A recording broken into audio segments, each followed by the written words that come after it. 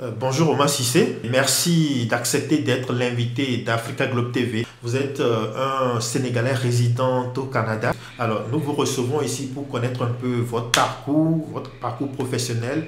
Mais puisque vous êtes aussi engagé en politique, nous allons beaucoup plus nous intéresser à la politique. Mais en attendant, je vous laisse vous présenter plus amplement à nos internautes. Bonjour, mon nom est Omar Cissé, je suis banquier privé senior au sein de la gestion privée Banque Laurentienne au Canada. Donc moi, mon parcours, j'ai eu une maîtrise en économie et finance. Donc j'ai aussi un autre master en économie, banque finance assurance. Je suis aussi planificateur financier, donc je suis diplômé de l'Institut québécois de planification financière. Je porte même le titre de planificateur financier. Ça fait plus de 10 ans que je travaille dans le domaine bancaire. J'ai occupé plusieurs rôles: conseiller financier, conseiller senior investissement, conseiller gestion de patrimoine, planificateur financier et banquier privé présentement. Je me suis toujours en fait aussi engagé au niveau de la communauté. Donc je suis mentor auprès de Québec Pluriel pendant plus de 10 ans. Donc je suis présentement vice-président de l'entente solidarité entre elles, l'amitié Rive-Sud. J'ai été président de l'association libérale dans Marie-Victorin au Canada. J'ai aussi été le responsable de la commission des finances aussi pour le Parti libéral et j'ai été candidat aussi pour le Parti libéral lors des dernières élections. Quand je suis arrivé au Canada, j'ai tout de suite voulu travailler. Vous êtes parti d'où d'abord? Après le bac, donc je suis allé et du coup j'ai continué mes études supérieures en France. Donc je suis diplômé de l'université Paris 8. Donc Saint-Denis Paris 8. Donc j'ai eu ma maîtrise en 2010. Donc après, j'ai décidé en fait d'immigrer au Canada à titre de résident permanent. Qu'est-ce qui vous a poussé à choisir l'immigration vers le Canada après avoir vécu en France?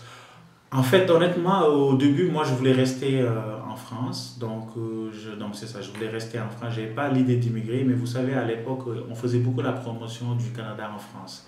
J'y avais déjà même d'ailleurs séjourné en 2007, pardon, à Toronto. Donc c'était une belle ville, j'avais de la famille, ils m'ont toujours poussé après les études à venir immigrer au Canada. Donc juste après, on faisait beaucoup la promotion du Canada à l'étranger. Donc depuis 2007, j'ai assisté à des conférences sur le Canada, sur l'immigration, tout ça.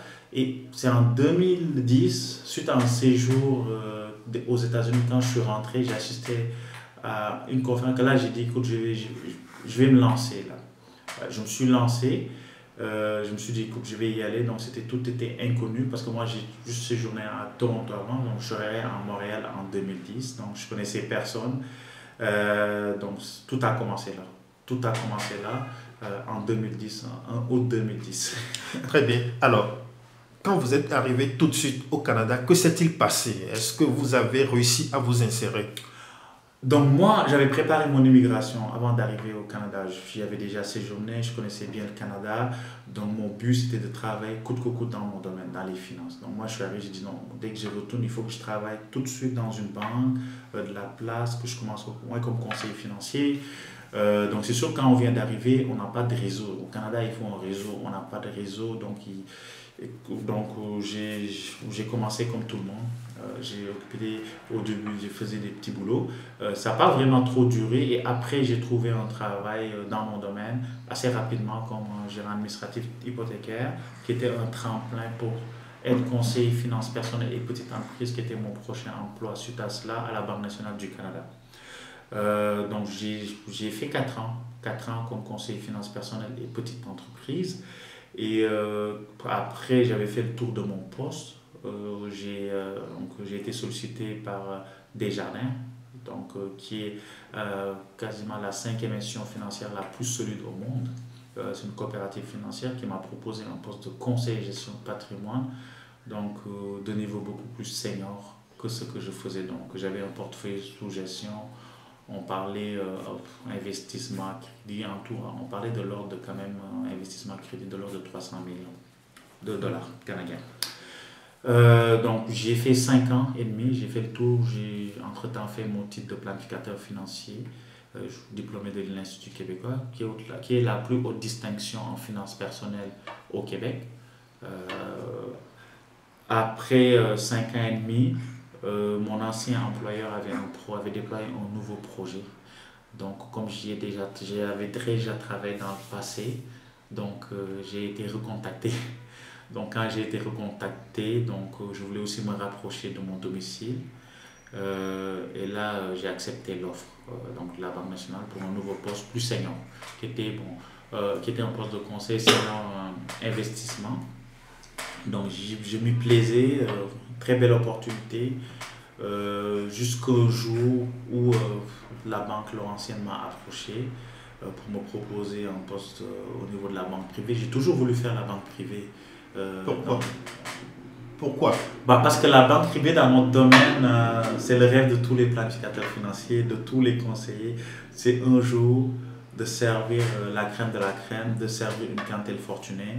Donc c'était ça. Donc ça c'est le rêve de tout le monde, c'est ça. Donc ça a été un rêve pour moi d'être à ce niveau. Oui. Et j'ai grimpé, j'ai occupé tous les postes, tous les rôles. Et jusqu'à arriver à la banque privée. Donc ça s'est présenté, c'était difficile de faire ce choix d'aller à la banque privée parce que je me plaisais vraiment à la Banque nationale du Canada, tout ça. Parallèlement à tout ça, moi je me suis toujours impliqué dans la communauté. Bon, peut-être avant d'en arriver, alors vous qui travaillez pour les grandes fortunes, vous êtes mieux rémunéré. Est-ce que c'est ce que ça signifie? Oui, c'est sûr qu'on est mieux rémunéré, exactement. On ne va pas se le cacher. Très bien, c'est bien honnête de le dire. Très bien. Alors, est-ce que Omar Cissé, vous considérez votre émigration comme réussie? Moi, je pense que j'ai réussi mon émigration. Honnêtement, je suis arrivé au Canada, écoute, je connaissais personne. Mais j'ai préparé mon immigration par contre. C'était pas un hasard, là. C'était du travail. Je suis toujours focusé sur mon projet. J'ai toujours fait des formations. Je me suis toujours mis à niveau, m'intégrer, aller chercher le réseau qu'il fallait. Donc c'était un travail de longue haleine en fait. Oui, parce que vous n'êtes pas sans savoir que beaucoup rêvent du Canada. Le Canada fait sa promotion. Mais est-ce que tous ceux qui y vont réussissent facilement ou bien c'est beaucoup plus dur pour d'autres?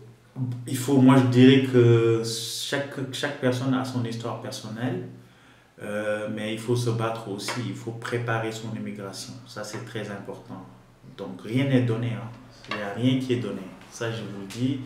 On ne ramasse pas de l'argent comme ça, il faut travailler, il faut être bien connecté, il faut faire ce qu'il faut être bien entouré. Oui. Donc moi c'est ce que j'ai à dire. Donc, on ne se lève pas du jour au lendemain, on ne prépare pas, on pense qu'on va arriver sur place et tout est acquis, il n'y a rien qui est acquis. Oui. Y compris si on a déjà des contacts sur place. Oui, y compris. Il n'y a rien qui est acquis. Il y en a moi je connais beaucoup de gens qui arrivent, qui n'ont pas réussi leur immigration, que après 10 ans même, c'est toujours difficile. Donc, il faut bien se préparer. Il faut bien se préparer, ça je le dis, je le répète. Il faut être bien outillé aussi. De quel point de vue?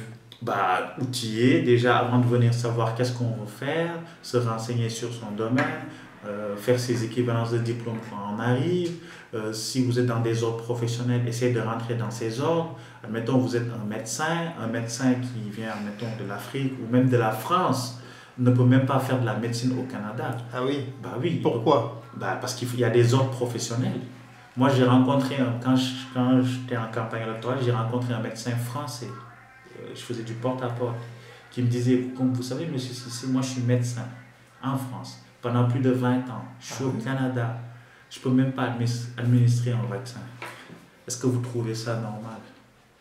Parce qu'il faut rentrer, parce que c'est des secteurs, donc c'est ça. Donc il faut bien se renseigner. C'est pas parce que vous êtes médecin en France ou ailleurs que vous pensez que vous allez venir et ça va se faire comme ça là. Non. C'est pourquoi moi je dis, j'insiste là-dessus, c'est la préparation. Très bien, très bien. Alors, donc, justement, donc vous avez réussi votre immigration. Est-ce que vous en avez rencontré qui ils sont tellement déçus qu'ils ont envie de revenir? Beaucoup, oui, il y en a, j'en ai rencontré beaucoup. Qui sont vrais. Quand je dis beaucoup, beaucoup ça commence à partir de 2. Hein. Très bien. Des Sénégalais, d'autres Africains? Oui, d'autres Africains. Il y en a que j'en connais que c'est difficile, qu'ils ne sont pas arrivés justement à s'insérer dans leur domaine. que c'était une déception. Ils rêvent de revenir. Oui, il y en a aussi le rêve, parce que oui, il y en a qui rêvent de revenir, ils se disent pourquoi pas l'Afrique. Parce que l'Afrique aussi, quand les gens sont à l'étranger, à un moment donné, ils veulent rentrer, ils se disent qu'ils ont acquis une certaine expertise, ils peuvent être utiles à leur continent d'origine. Mais généralement, la plupart, ça se passe bien quand même. Mais je ne suis pas un vendeur de rêve non plus. Chaque situation est personnelle.